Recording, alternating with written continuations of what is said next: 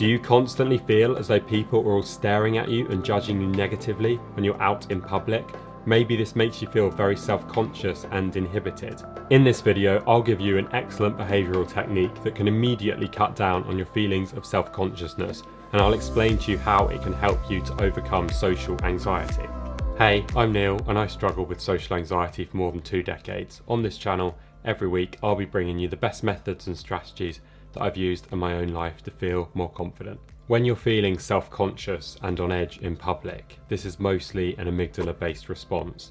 And the amygdala is the part of your brain that's responsible for emotional processing and for triggering the fight or flight response that you're experiencing. Unfortunately, our amygdala doesn't have many direct connections to the prefrontal cortex, which is the part of our brain that is responsible for logic and reasoning. So the only way to change how our amygdala responds is through experience. So this is why people telling you that it's all in your head and just to simply calm down won't work. It's how you feel about the situation that's making you self-conscious, and it's this feeling that makes you believe that other people are all staring at you and judging you negatively. In part, this is likely due to negative experiences that you've had in the past that have led you to feel this way. So now it's up to you in the present moment to prove to yourself that nothing bad is actually happening. So if you do feel self-conscious and on edge while out in public, you need to start to prove to yourself that you're actually safe. Ask yourself, is everybody staring at you, or is it all just in your imagination? If you keep looking straight ahead and you never move your head about and look at other people or what's going on in your surroundings, then this will just keep you inhibited and it will keep the cycle of anxiety going. If you never look about and you just constantly stare at the ground and try and avoid eye contact with everybody, then you'll never actually know what's going on for real.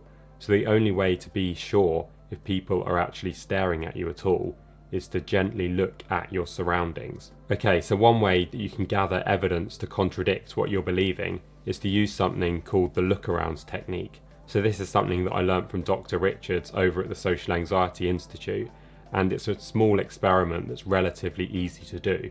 The way this works is that you slowly look around your environment and try and see how many people are actually noticing you and scrutinizing your every move and your body language.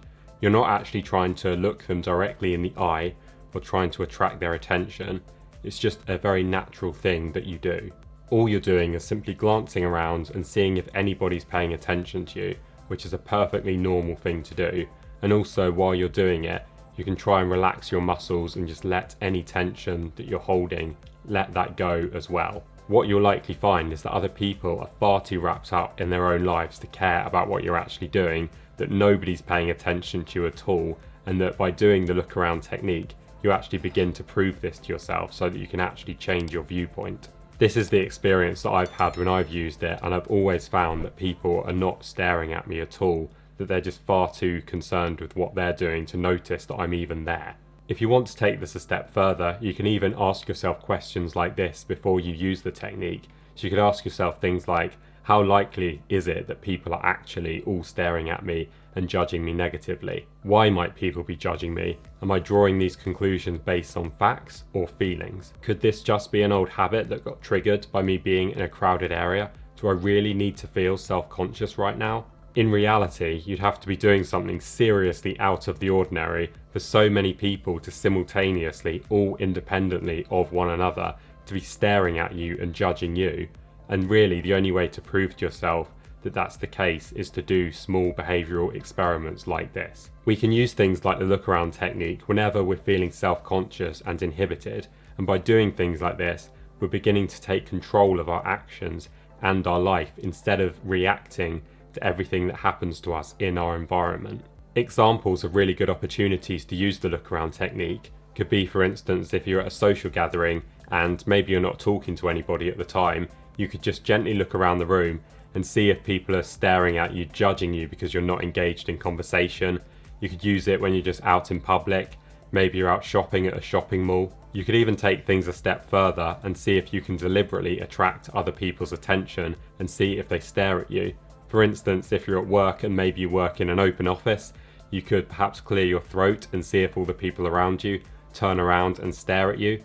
Or in public, you could drop some change, maybe in a shopping mall, or you could drop your food tray in a public place and see if that attracts people's attention as well. Really, with this sort of thing, the possibilities are endless. I've even heard of people doing crazy stunts like lying down in public and seeing if that attracts people's attention, and what they tend to find is that nobody really cares. They just keep walking on by and getting on with their day. And what you find is the more you do this, the more that you prove to yourself that nobody cares, then the more relief that you begin to get from doing these kinds of things. At first, you'll have to use the look around technique quite a bit in order for it to actually become a habit. But once you've done it many times, you should start to find that it starts to become a much more natural thing, and you'll find yourself starting to do it without even telling yourself to, as you feel less and less inhibited. To truly get a handle on social anxiety, we need to begin implementing small behavioural techniques like the look around technique into our life one by one, because it's these sorts of things that people without social anxiety will do naturally. There are lots of other small behavioural things that we can do, like slowing down strategies and breathing exercises, and as we gradually incorporate these into our lives one by one, these will eventually add up to massive results, and then social anxiety will gradually become a thing of the past. If you want to take big steps towards overcoming social anxiety, I run weekly online group sessions where you can practice being confident in a safe environment and gently ease yourself out of your comfort zone. I'll put the link down in the description. If you want to watch more, then click here to see my latest video. Thank you so much for watching. If you found this content valuable, then please hit the like button and subscribe to my channel, and I'll see you in the next one.